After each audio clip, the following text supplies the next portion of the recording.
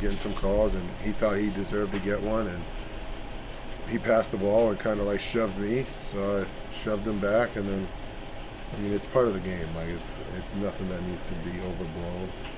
I'm not going to think about it twice after this.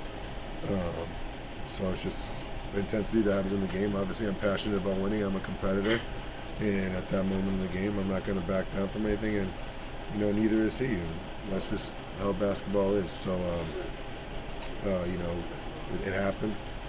The refs addressed it, and then we moved on, and we ended up winning, and that's all I really care about. Do you think it gave you guys any kind of energy or spark or whatever you might call it? Yeah, I mean, that's for the other players on the floor and, coaches to, value, right? I'm going to go out there and play with that same passion, regardless, every night, I'm not trying to hurt my team. Obviously, if I would have got an individual technical, that's a different story. But, I like to play with that tenacity and energy because that brings energy, and especially to a team like ours where, we needed that going into, to finish the game going into All-Star break.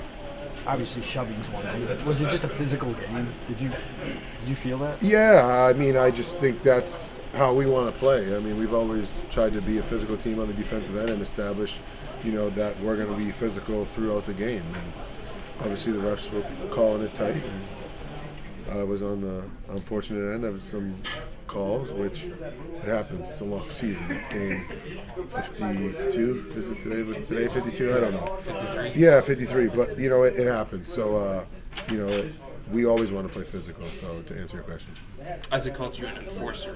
Do you consider yourself an enforcer? Coming from Isaac, I'm sure that was a little sarcastic, but I appreciate that, coming from him. But no, I play with a lot of tenacity. I play with a lot of intensity, and that's just who I am. And I don't back down from anybody, and I hope that rubs off on all our guys because I think we have a great team. We have a chance to do something special. A couple of the guys were talking over the last couple of days, George, about you guys not getting the level of attention and respect as some of the other teams. Yeah, good. I don't want it. Okay. I don't want any attention. That's fine. We can fly under the radar. But you guys had a national audience tonight. You were on national TV. What do you feel like you showed to that? We're a resilient group, and that's, all we're going to continue to try to do is we're going to come in and play our style of basketball, and that's be physical on the defensive end and share the ball and play unselfish, show our depth. I mean, we were missing like 3 guys to illness, tonight. So, I'm glad the world got to see how we're playing, but, I'll be the first one to tell you, it doesn't mean anything. We still got stuff to do for the rest of the season and moving on into the playoffs. Your skill set's multifaceted, obviously, but since that outburst that you had here, it's been kind of tough sledding for you in this building for some reason on the shooting end. What do you mean? What outburst? The 13 of 14 showing against Milwaukee. Oh, you telling me I stink, man? I'm not telling you stink. No, I mean it's a fact. I mean I haven't been making 3-pointers, so I've got to find another way to be effective. So I've used that ability to drive to the rim and score. Then I don't know what my stats are in this building. I'm sure you probably know them, but no, it's totally fine. I mean, it's reality. You know what I mean? So I'm not going to sit here and be offended. That's not how it is. I mean, and I know that moving forward, I'm going to have to take and make shots, especially in the playoffs, and I'm eager and excited to show you that, or show everybody that. You've been on that kind of skid before? I have been, but it's not like I got to Cleveland and forgot how to shoot the ball, So, there's a large sample size of me making threes, so I'm just going to continue to stick to my fundamentals and what I do on a day-to-day basis, and water eventually finds its level.